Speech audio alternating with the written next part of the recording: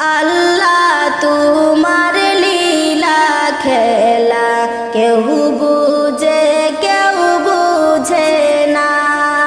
মাবুদ তোমার লীলা খেলা কেউ